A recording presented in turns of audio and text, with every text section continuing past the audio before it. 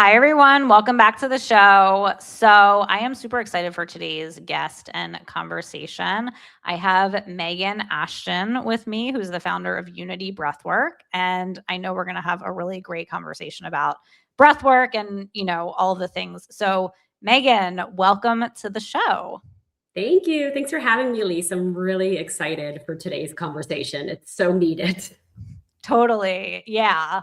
And I'm so glad you reached out to me and we got to connect and we had a great conversation earlier. But I'd love if we could just start out, if you could just share, a little bit about you and kind of like the highlights of your journey that got you to where you are now and to creating Unity Breathwork and just kind of, the highlights of the story behind that.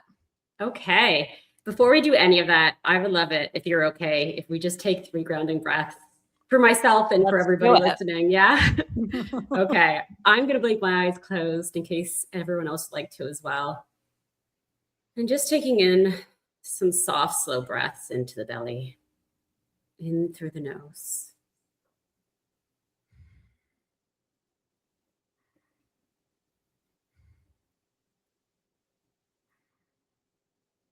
Allowing these soft belly breaths to slow your mind down just a little.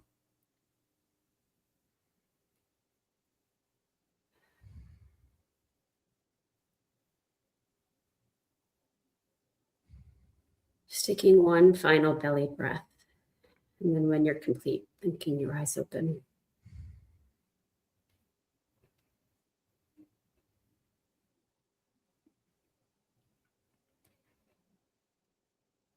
Thank you for that. Yeah, thank you. So my journey, I never even know where to start with a question like this, but I would say my whole life led me to breath work. I was always interested in natural healing. And as young as, I think, grade 8, I had already started to numb out my feelings with alcohol. And then in high school, it turned into an eating disorder, first anorexia and then bulimia. And I didn't even know what I was numbing. I didn't even know I was numbing. I was just like chasing these things that were so harmful for me and knowing that they're not right. I was already interested in natural healing. And so by the time I turned 2021, I was looking for ways to get better. And I tried everything. I started with a holistic nutrition training. I was like, well, if I have the right nutrients, maybe I won't need to binge eat. Didn't really do much for me. I believe in nutrition so much, but it didn't help to heal me. So I felt inauthentic offering it to others. Then that brought me to clinical hypnotherapy. And again, I'm a really big believer in the power of the subconscious mind. And that's something we're working with a lot in breath work. But I wasn't suggestible, according to my teacher. And so I didn't actually get the healing I was looking for because I was one of the few that just was not suggestible. So I also felt inauthentic leading it for others. So then it brought me to Reiki and shamanic healing. I did just traditional talk therapy as the receiver and was just hitting dead ends with that. Eventually, I end up in a jungle in Colombia doing a whole week of plant medicine, ayahuasca and combo. I already had chronic fatigue and just like a nervous system stuck in freeze. And so that was so harsh on my body. After the first session, I was just brought to hell and I was told, don't do this again. And I tried to tell my shaman and he basically was like, well, how's your life been so far? I'm like, well, pretty terrible. He's like, do you want the rest of it to be terrible? Or are you going to face this and continue? And so against my own inner wisdom, I almost felt like emotionally forced to continue. So I did the whole week. And for the next year, I was just sick constantly. I was worn down. It had been almost like an 18-year healing quest at this point, and nothing had worked for me. So I'm like, if even ayahuasca doesn't work for me and all of these other modalities, I guess I'm just hopeless. I guess I'm just going to be struggling with alcohol dependency, with bulimia, and with running away from my problems through travel for the rest of my life. And then a friend told me, you have to try this breathwork class. And this is when I was in Ubud, Bali. And one of the other trainings I had already done was a yoga teacher training in India. And if I'm honest, my least favorite part was the half an hour of pranayama we had to do every day. I was like, oh, so boring, focusing on my breath. I don't want to do it. I always felt that way about pranayama. Did you? Yeah, I think you almost already need to be at a certain stage where you've already peeled so many layers back to be able to actually connect with pranayama. Yeah. Because there's just too much going on in the monkey mind. It just feels like a lot of trying, right? And I And don't like holding my breath or like making my breath. I don't know. I it don't just know. didn't resonate either, Yeah, right? yeah, yeah, yeah. Yeah. So I was just like, I don't know about this breathing stuff. I kind of showed up to this breathwork class in Bali, a bit of a skeptic, but my friend told me, she said, it actually just made my bulimia go away. I was like, that is a huge thing to say. And nothing has worked for me in 18 years. So give it a try. Why not? I've tried everything else. Within about 15 minutes of this conscious connected breathwork practice, I was in this very deep, non-ordinary state of consciousness that I, had never been in. Even with the ayahuasca, I was, but it wasn't a healing state. It was more just a hellish state. And then it was hell for the whole week. In this breathwork state, though, I just got brought back to my little inner child. I was like 3 or 4, and I was just crying out for some love and affection. And I didn't even consciously know. I was already like 37 and I didn't even consciously know, but a lot of my numbing was about not processing the sadness I had carried from childhood, of being the black sheep, of, being a middle child where it's just impossible to get the kind of attention that you need, and being a really sensitive child. And so I actually went back to that grief and cried so loud, which I would never usually do in a group of strangers, because I was in this non-ordinary state. I didn't care. And then there was the facilitator plus her assistant, and they were both giving me supportive touch. And that was a part of my grief as well. That was like the lack of the touch when I was a child. And so after that session, I felt reborn. Like I literally just felt changed. That night, I was very tired because I had such a big release. But I woke up just feeling like, you know what? I feel more confident. I don't really care so much people think about me. Life just felt like brighter. I'm seeing colors again. And I knew that day that this is what I want to do for the rest of my life. This is the healing work that I want to bring to people. I was in a training within 2 weeks. Usually I'm very indecisive, but I just knew this is what I want to do. And the bulimia had already lost its grip after the one session. In this training, every second week, we did a breathwork session. And so, the first couple of months, there would be thoughts like, oh, maybe I do want to lean on food. I'm starting to feel some feelings. And I did have a couple backtrack episodes. But by like month 3 or 4, it wasn't even a thought anymore. It just it wasn't a resonance. It just went away. Mm-hmm. And I'm such a believer that like most addictions are just rooted in trauma. And when we can work through that trauma, it doesn't need to be an addiction. You're not an addict for life. This is your trauma. And when you can give yourself healthier ways to feel and process it, then it doesn't need to be a struggle every day. So I experienced that, and my dependency on alcohol kind of just loosened up.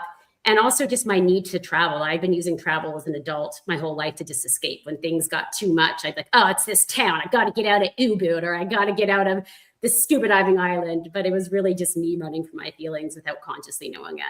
And so from that day, I actually made it my mission to help make breathwork as popular and accessible as yoga. That was about almost 10 years ago now.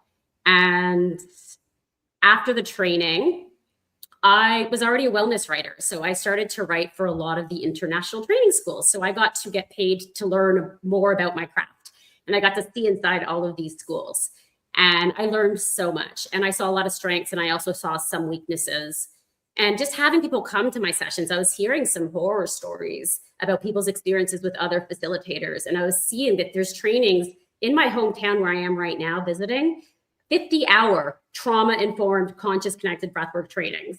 And like that just blows my mind and scares me so much, because people do not realize the depths of what we're working with in these sessions. So about 5 years ago, I started to teach breathwork myself. And I've now really focused on making it really in depth as far as trauma information goes, not just slapping that word on, but actually weaving it into every thread of the training. And now I'm just focusing more on bringing more awareness around the importance of safety in the industry, because it's the Wild West, as you know. Like breathwork got so big in the last, since COVID times, really, it blew up.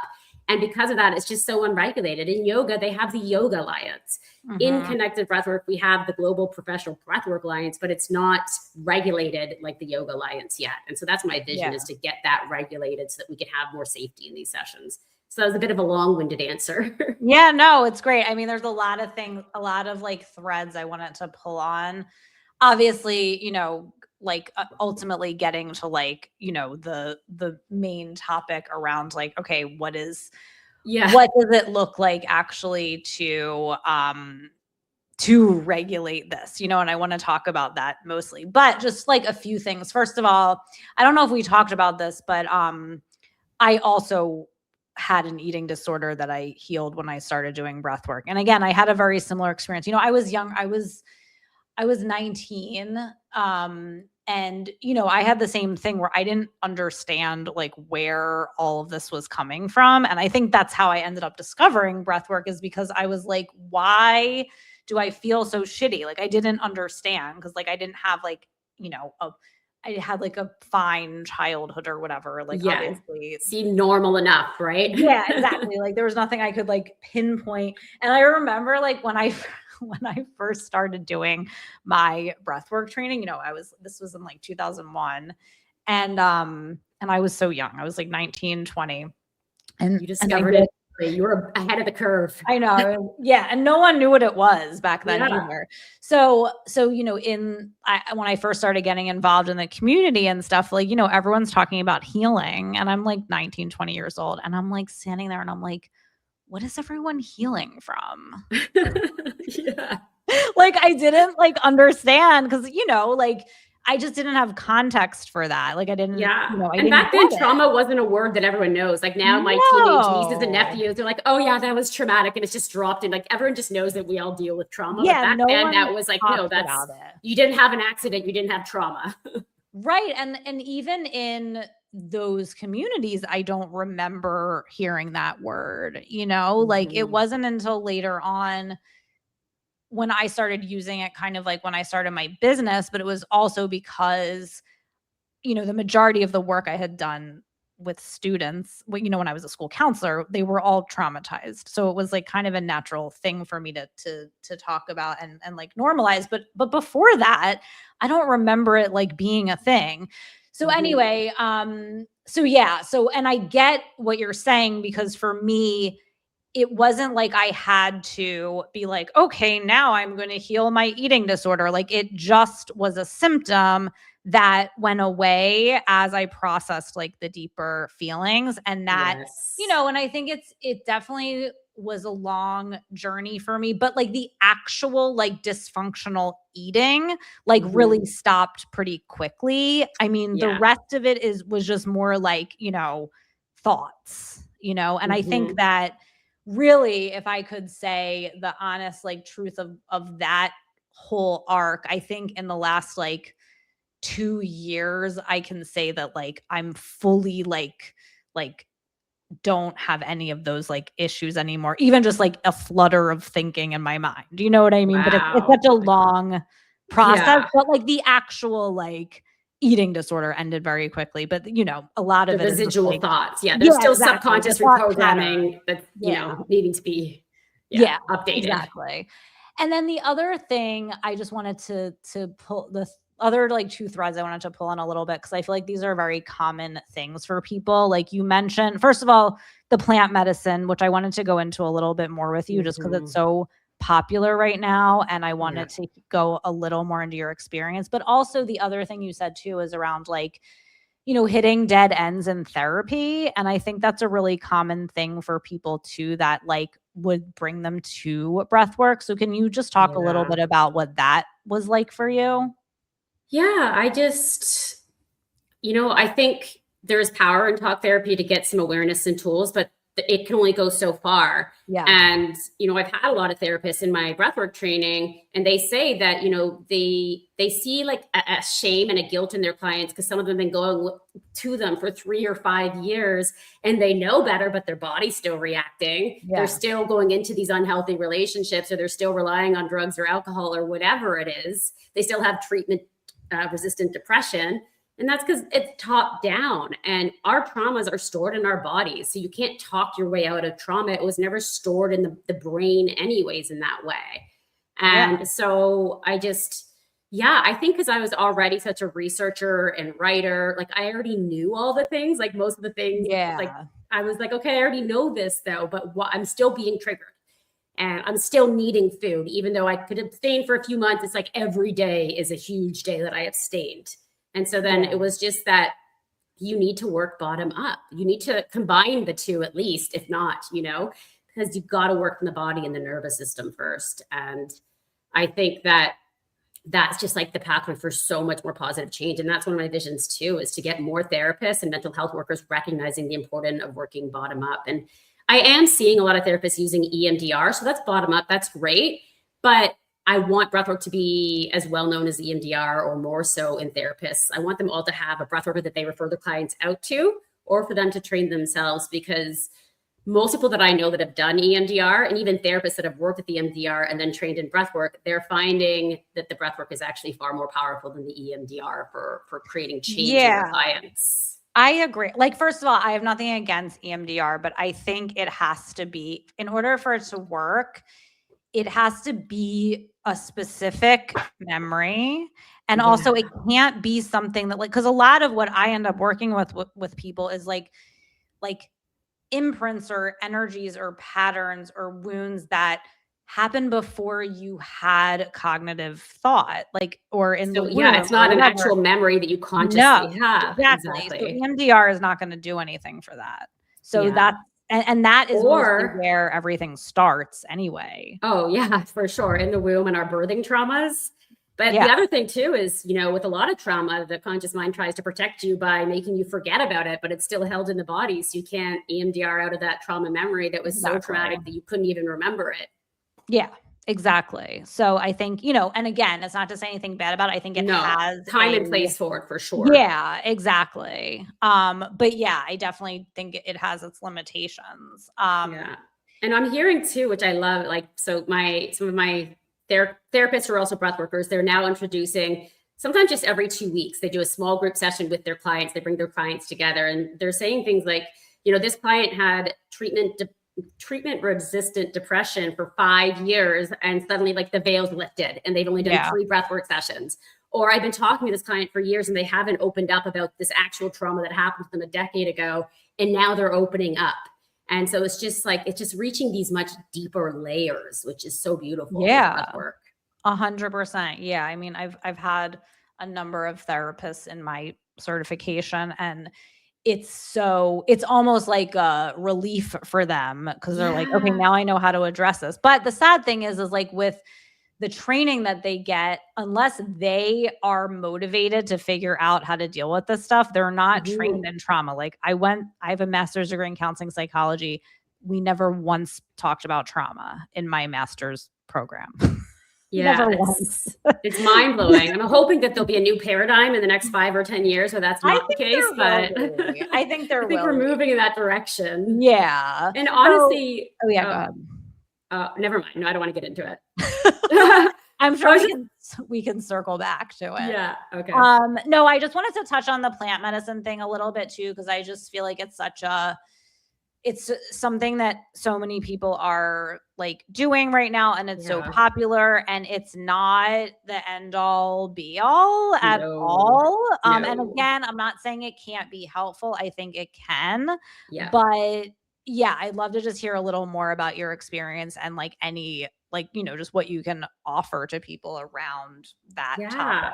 I just think with plant medicine, people are like very often just chasing experiences, and they go, and even if you do have a good experience that's not traumatic and hellish like mine, you go back to your everyday life and it's not properly integrated, and then it's like, okay, I guess I got to go do it again, you know. But it's this outside thing that you like travel to, or it's like a big thing where it's not properly integrated. And I think because it's plant medicine as opposed to breathwork where it's our own medicine, there's so much preparation that needs to be done. And I wasn't preparing. I was binge eating and having like bulimia episodes right up to the day that I arrived on site for that. Usually you do a dieta, like a purity diet, and you've already learned ways to self-regulate, which I had not. I was still in my own hellish internal world.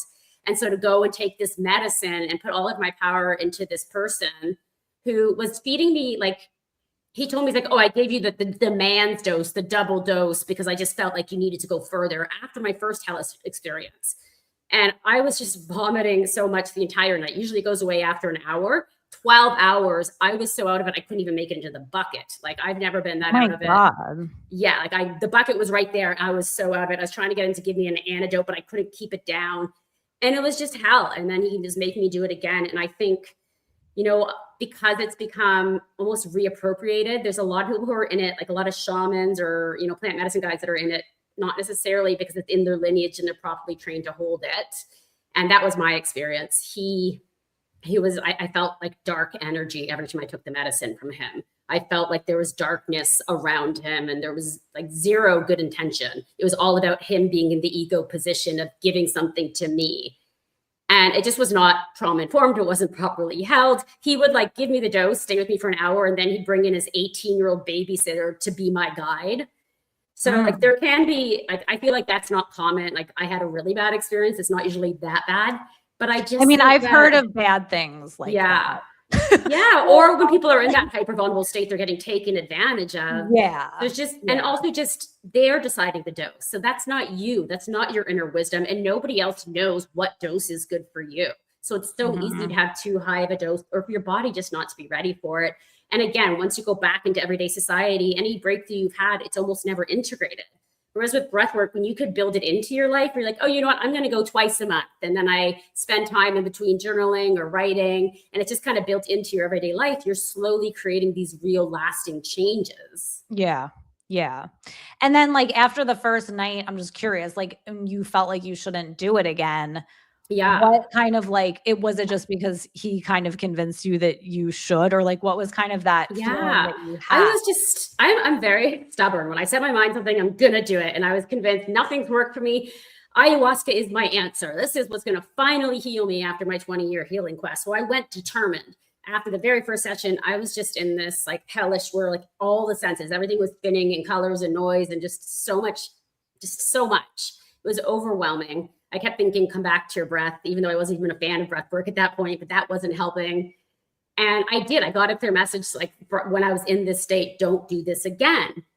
And I tried to have that talk with him. And he was just like, I had already told him about my bulimia and he used it against me. He's like, well, like, your life's not only been hellish, but you've been dealing with bulimia and it hasn't gone away. You're going to have it forever if you don't stick this through. And he kind of just like talked me out of my inner wisdom to listen to him. Because it was either that or the other choice is to live in a hellish life for the rest of my life. And I was like, okay, I guess this is something I need to do. I need to be brave. I need to do it.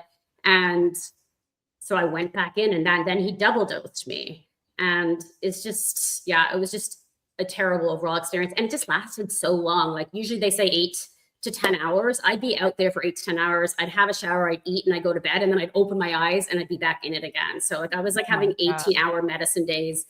And then I'd wake up and he'd do combo. So then I'm vomiting again, where they put the burn holes and then they put the poison on it.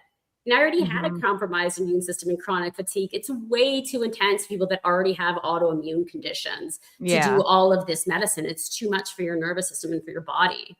And also just like energetically, like I feel like if you're not aware of energy and like then you open yourself up, like you don't know what you're opening yourself up to. And I think that's another thing that is not necessarily people don't necessarily have awareness around in this space, is just like energy, like how energy works and what attracts like dark energy and like how to like protect yourself from that and how to work with that. And I think that is why a lot of people have these like experiences. And then like afterwards, did you feel like it was like it made life harder or the same, or like harder? Because my immune system I already had chronic fatigue, but it was way stronger. I was more tired and just getting every sickness, every virus or bacterial infection that was going around for an entire year. And it didn't make any difference in my bulimia or my alcohol dependency or my need to numb out through travel. It was the exact same until a year later when I discovered connected breathwork. That's when it finally happened, kind of when I had given up all hope. Yeah. That's so well, thank you for sharing that. I appreciate it. I think it's important. Yeah. Topic. And one more thing I want to add to the conversation is I think a lot of the shamans and space holders for plant medicine, not all of them are, a lot of them are not trauma informed. And that's a problem too in this space. They're not there to hold trauma. They don't understand nervous system safety. And, what is this person ready for? Proper preparation and integration. Yeah. And I think also like one of the things I always like point to is obviously there's a lot of value that we can get from like the ancient traditions and ancient wisdom, right? But I also feel like it doesn't mean that we just take it without like applying it to your own journey and what's going on for you, and also applying it to like the energy now, like in the world now. You know what I Ah, mean? interesting. How do you mean?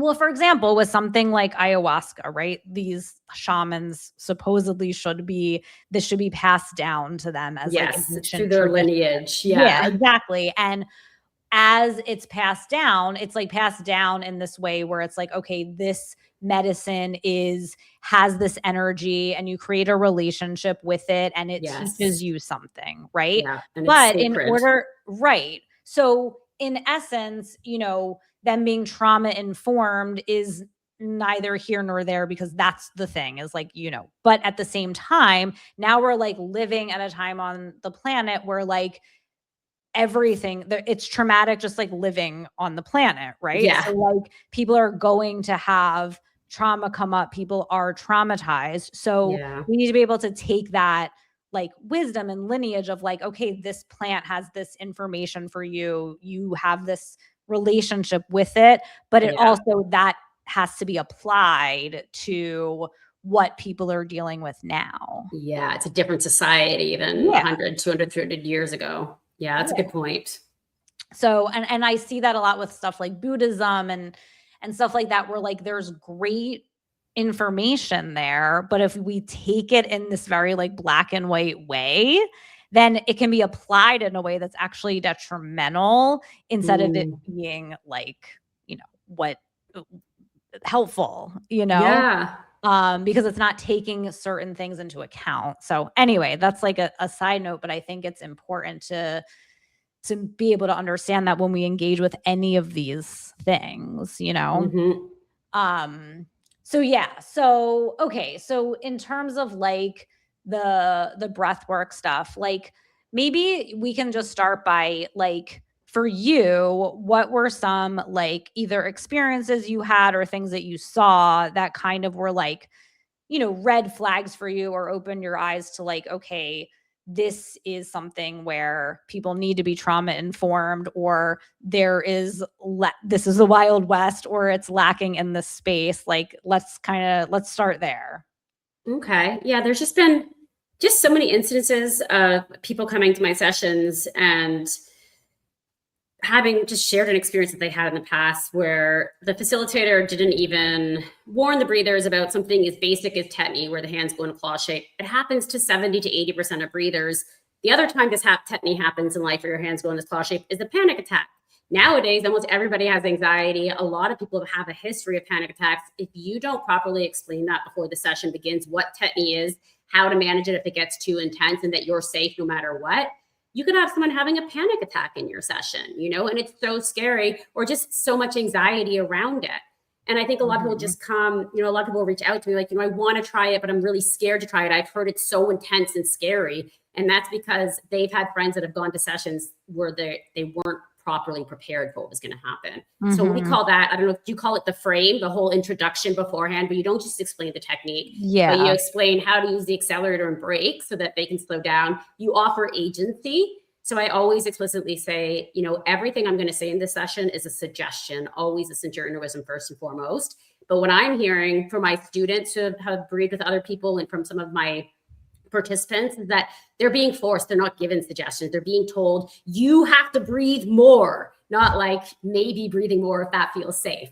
There's just a lot of facilitator stories where I'm hearing where people are like the facilitator is almost chasing catharsis because that feels good for the ego. They want to see the screaming and the big cries, and they're chasing it at the expense of the agency of the breather. And that's when it can become re-traumatizing. I think connected breath work, when it's held in a trauma-informed container, is like the most powerful medicine and the safest because it's your inner wisdom. It's your own medicine.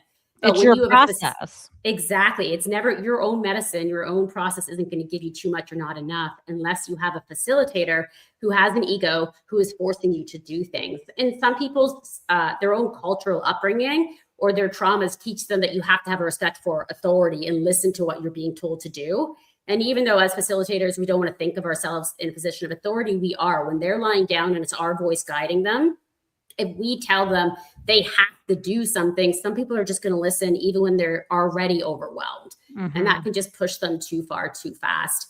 I had a student of mine say that she did an online session where once they got into the super conscious, non-ordinary state about halfway through, at that point, your subconscious programming is like open and you'll really take on the words of the facilitator.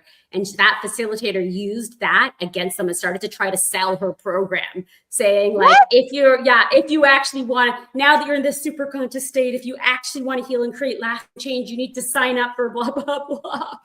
And my student was like, what the hell is happening right now? And she shared about it in our next class. So the woman tried to use their subconscious openness and their vulnerability to sell something to them.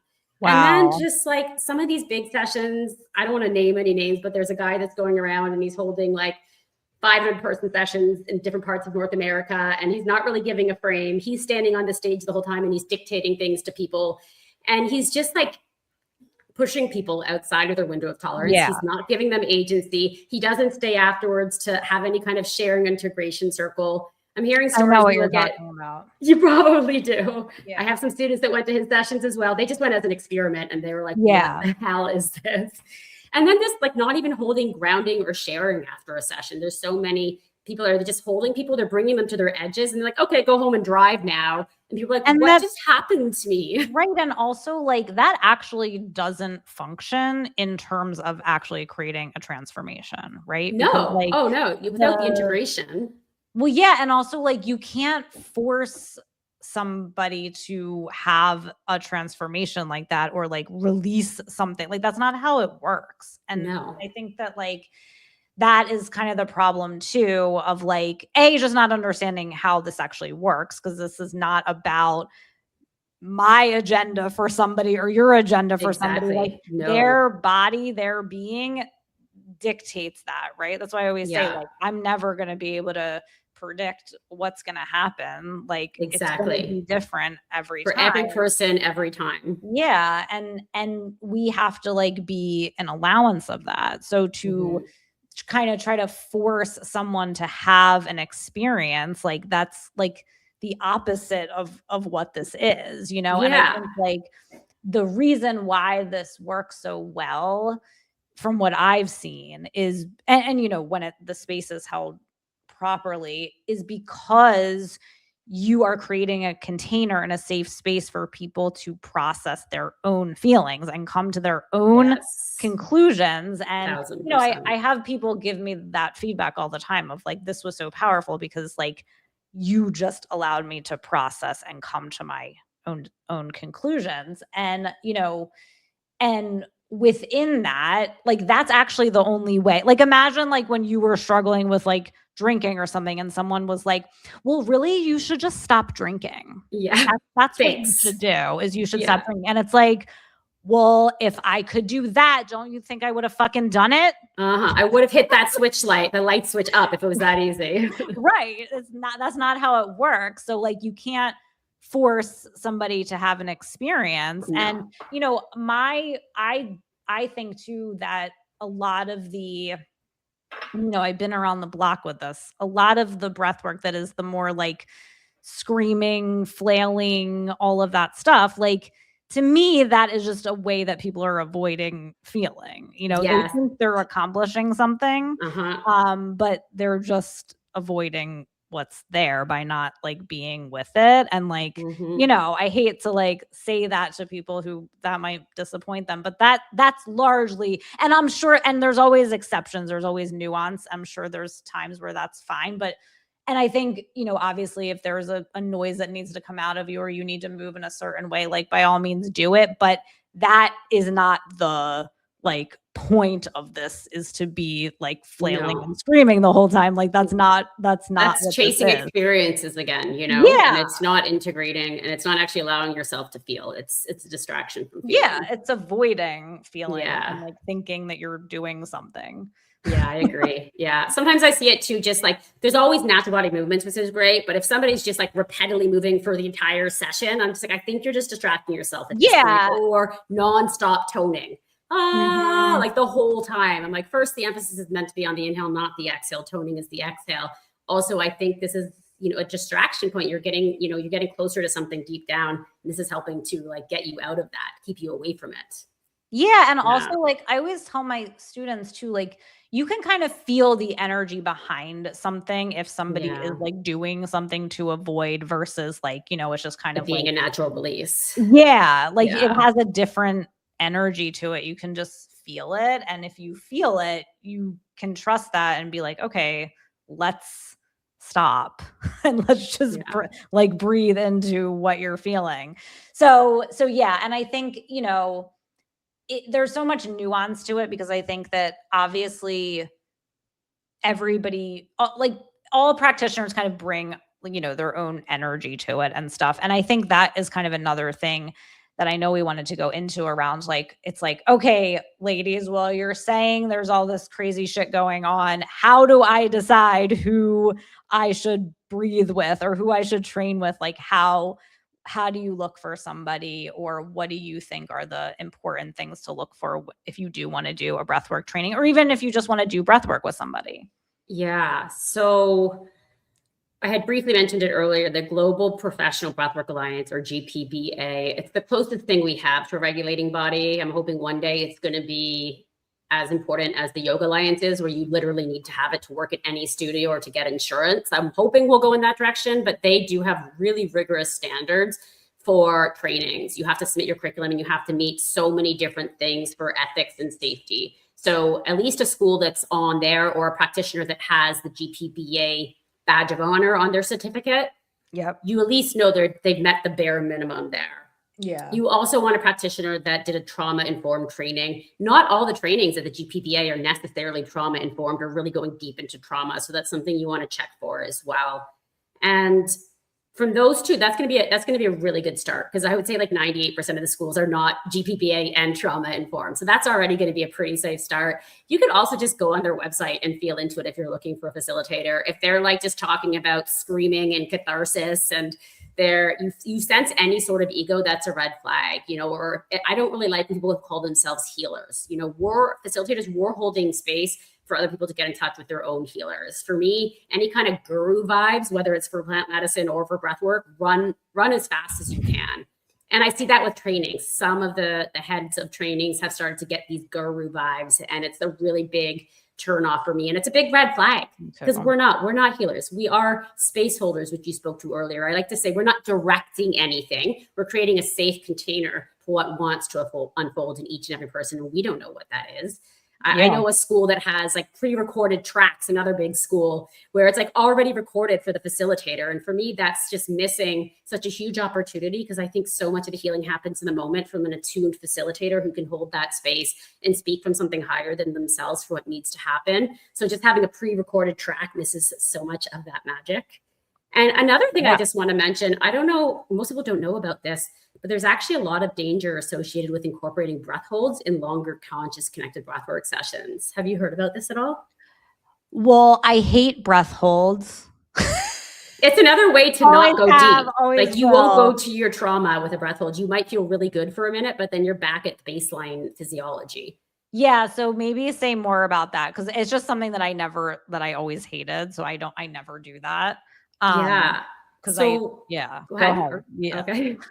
So I learned this myself, like firsthand. I was leading a session about 8 years ago, and towards the very end, so like 55 minutes of conscious connected breathing, one of my participants, who was also a Wim Hof practitioner, who was also he had already trained himself to hold his breath and to ignore the alarm bell to breathe. He decided to just hold his breath against my knowing or my instruction. And he held it so long, he went into, it's hard to tell the difference, but it was either, from what I can tell from my research after that, was either a hypoxic blackout, so a low oxygen blackout, or seizure. And I think he had a seizure. His body was shaking, his lips were blue, he was foaming at the mouth. At the time, there was no information on this, so I started to do some research, and all I could find was 2 videos of Wim Hof, which have been taken down now on YouTube, and it looked like he was guiding not his typical technique, where it's every 2 minutes you hold your breath. He was guiding a longer connected breath work, because everyone's eyes were closed, lying down, and there was music. And it actually was up the 2 men having seizures in his sessions. And so for my research, I started to talk to free dive instructors, and they said, oh, it sounds like a hypoxic blackout, which is why we don't allow people to hyperventilate before they go underwater, because it increases the risk of this. And basically what I learned is CO2 is actually our trigger to breathe. It's not because our oxygen's dropping, it's because our CO2 is dropping. When we do connected breath work, the longer we do it, the lower the CO2 gets. It's never dangerous unless we purposefully decide after 20, 30, 40, or even worse, 50 minutes of connected breathing when CO2 is at its lowest to hold our breath. And we've already had practice with it. So when you're already used to holding your breath and ignoring that bell and you've reduced it so low, it could trigger a seizure. So I had 2 other people have seizures in my session since then. Yeah. Also, interestingly, it was always in Salida, Mexico, which I don't know what that has to do with, but they also admitted that they were Wim Hof practitioners and they just decided it would feel good to hold their breath at the end of the session. Now, in every introduction, I say my main rule is no holding your breath. And this is for safety reasons. That is the only rule. Like that is my one and only rule is no holding your breath, as well as no screaming bloody murder, because that's dysregulating for other people in the group. And so that's prevented it from happening again. But one of my students, even though I teach these dangers, she went and held a group session and she was working with a bunch of athletic men who had done Wim Hof. And she said to them, I don't advise you hold your breath, but if you really want to, I understand. So she went in not in her authority. I'm not really sure why she said that. Yeah. He had a seizure or a hypoxic blackout. We don't know.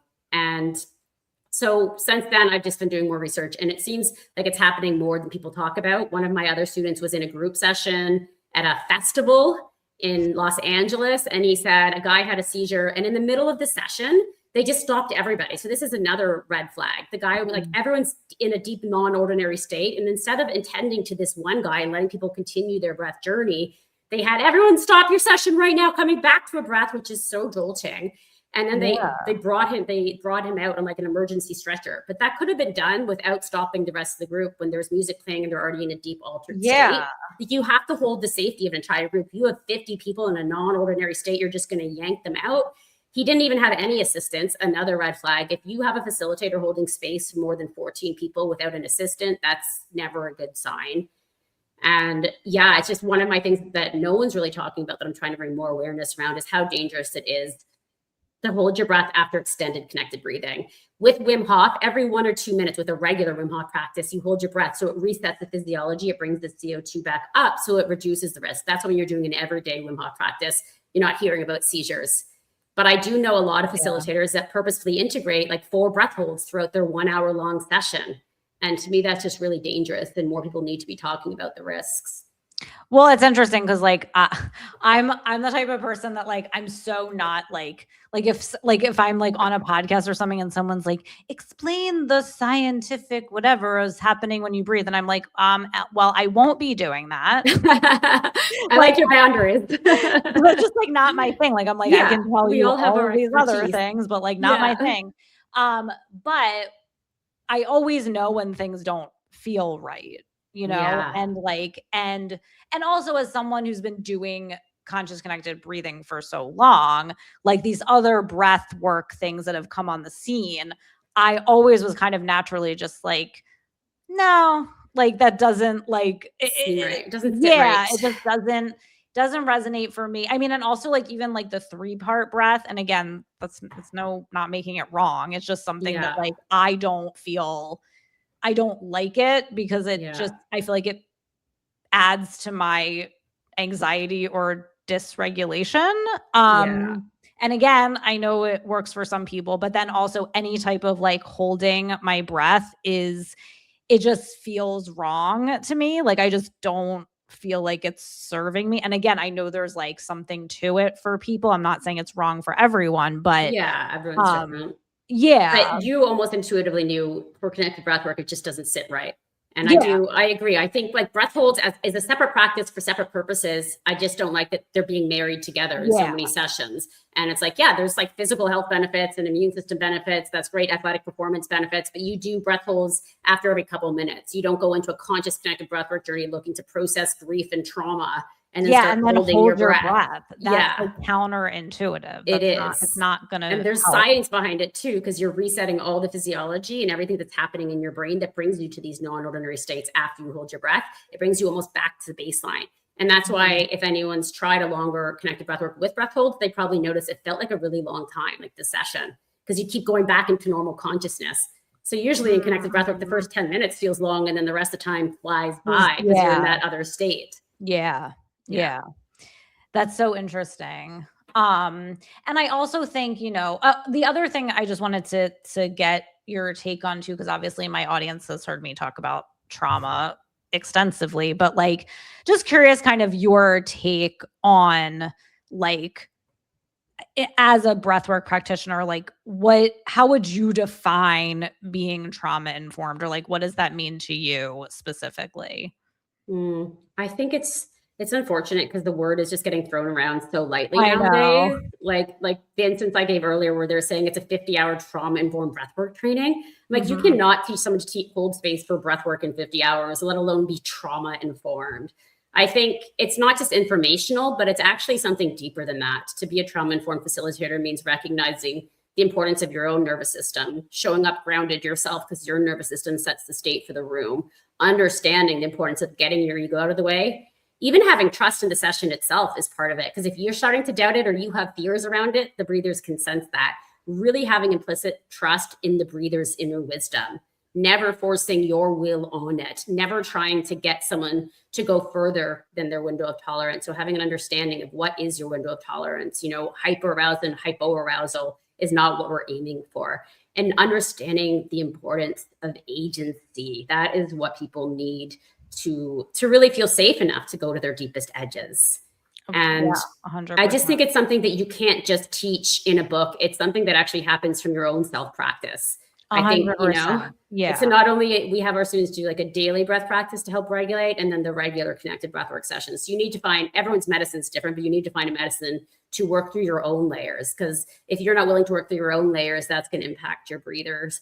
And I also believe as long as we're alive, there's more layers. So I don't think that, I graduated from my breathwork training. Now I can just hold space and I don't have to do any ongoing work. That's if there's anyone who's a breath worker who's not doing their own work, run in the other direction. Yes. Or if they're not willing to be vulnerable, because we're putting people in such vulnerable spaces that if they're not being vulnerable and authentic in their own lives and how they show up to a session, that's felt as well. And that could be dangerous.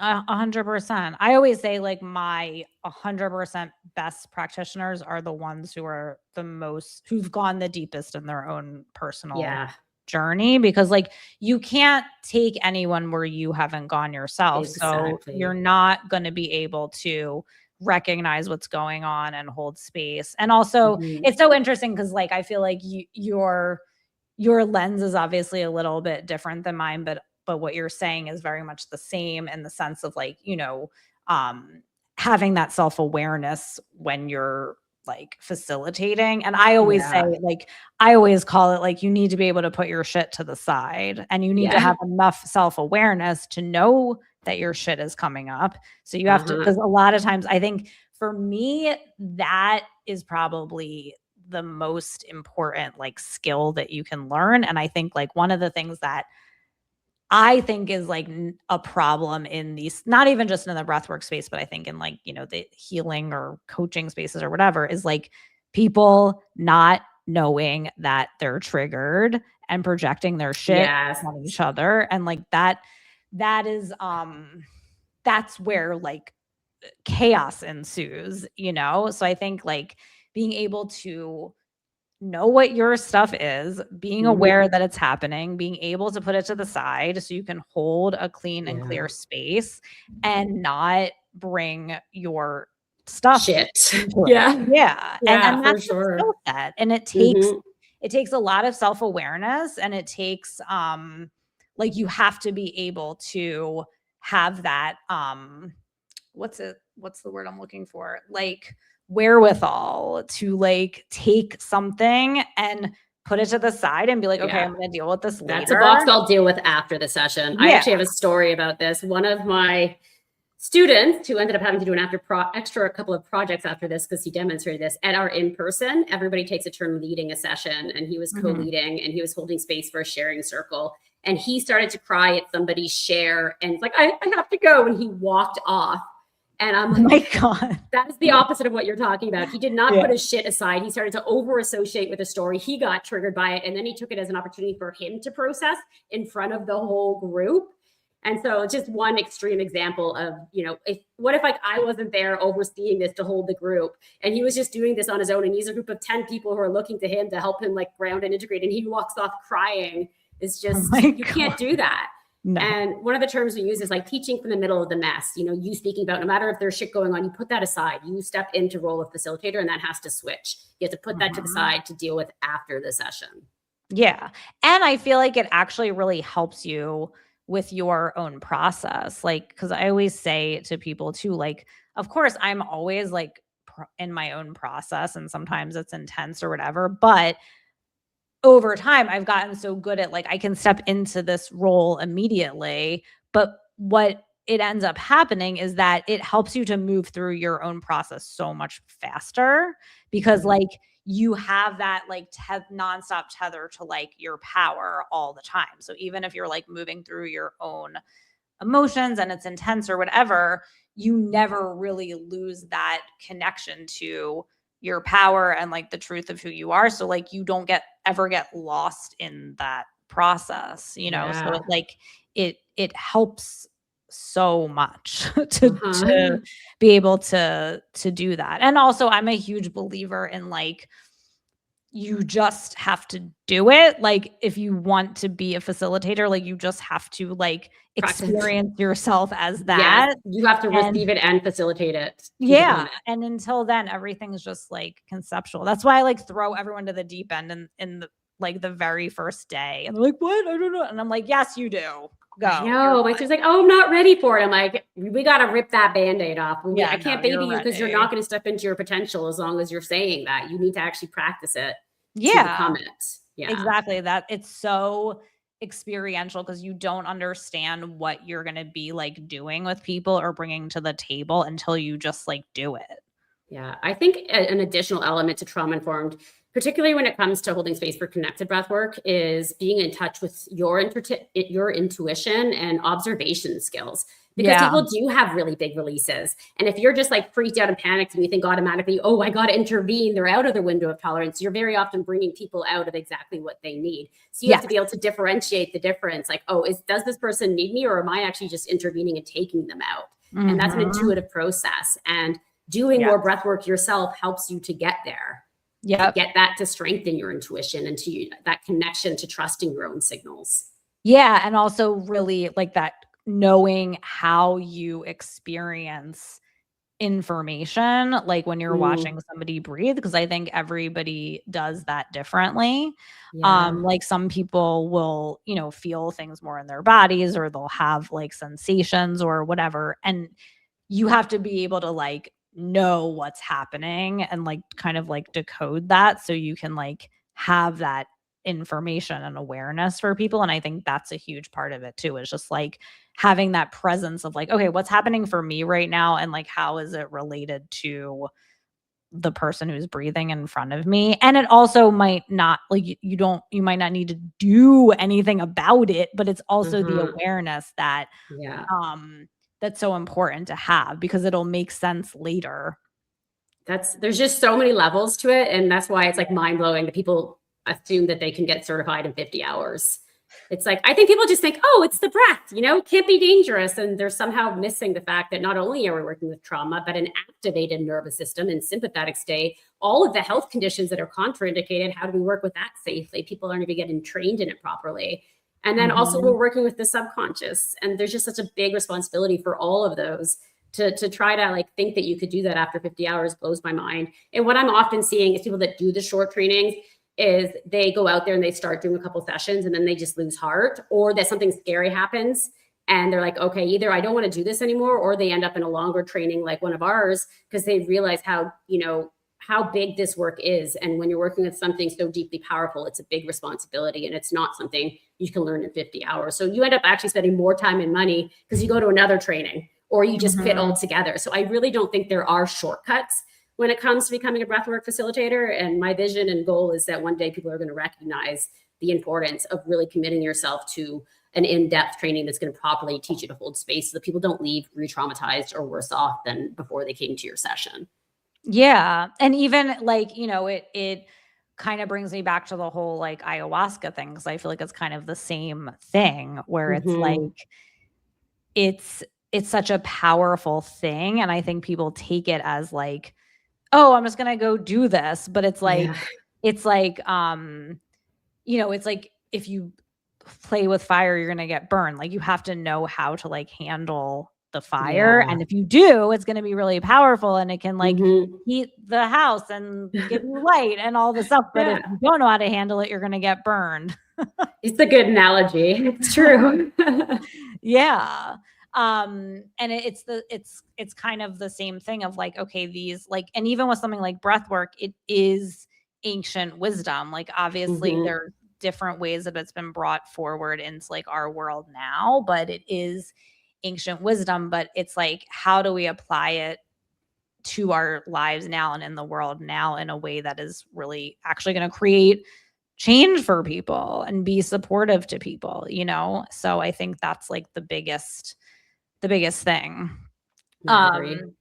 Yeah. So any other just like thoughts? Cause I know we only have a few more minutes, but even just with like, I guess the other question I kind of wanted to explore that we can use the last few minutes on is like, in terms of like actual like regulations, like what are your ideas of what that could look like just out of curiosity?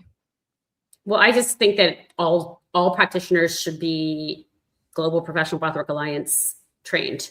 And the GPBA, for me, the one catch with them that I've been trying to like get a talk with them so I can talk to them about this is that they say it has to be a 2-year training, yet you're a GPBA certified school, and almost all the schools are 1 year. So that's a bit of a problem because even though you trained at a GPBA school, you can't be listed on their site as a practitioner. So I'm not saying you need to look for a practitioner that's listed on their site as a practitioner, but that their certificate says GPBA on it. That I think is what insurance companies need to be looking for. And, studios who are bringing in breath workers or retreat workers who are bringing in breath workers, that they went to a school that's certified by the GPBA. I do think, 400 hours is a good number for this kind of work. And that it doesn't need to be over 2 years. I think that's actually too spread out and you lose momentum and you forget what you learned in month one. I think why is 400 hours over 2 years better than 400 hours over 1 year? I see better, more learning and deeper change when it's every 2 weeks versus every month.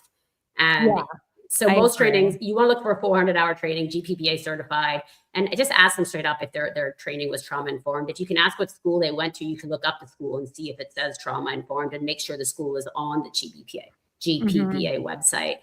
And just taking responsibility to do your own research. You are putting your vulnerability, your nervous system, your trauma in somebody else's hands in a way. So you don't just show up and just expect that they're, just because they're a good person, they might not even realize their own blind spots, So doing your own research before you choose who to breathe with.